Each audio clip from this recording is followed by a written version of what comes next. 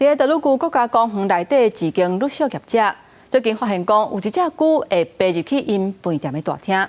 经过调查，才发现讲这是一种强要断种的一级保育类的动物——赤尾龟。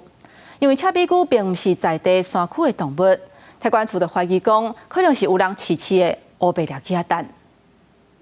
饭店的员工看监视器，看到大厅竟然有一只龟伫咧遐爬，本来就是人客袂记走的，调监视器才发现是家己爬入来。我们调了当天的就是录影带，它从这个地方开始爬行，然后爬到这里，我们笑称说它是来做 check-in 的。本来就是这只龟是附近山拿来，验过送去台管处了才发现是一只即要绝种的一级保育动物茶瓜龟。 因为太多个并不是茶瓜龟的栖地，所以怀疑是有人炸来。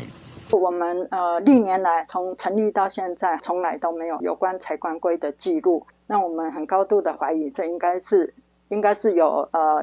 民众放生或者是弃养。茶瓜龟是杂食性，因为栖地甲人类活动的区域真侪所在小塌，而且中国市场伫咧操作，所以盗人走私正严重，野外族群愈来愈少，需要保护。目前柴棺龟是属于一级的保育类，也就是濒临绝种的物种，所以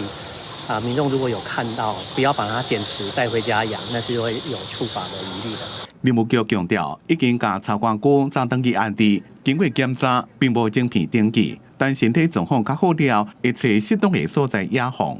记者综合报道。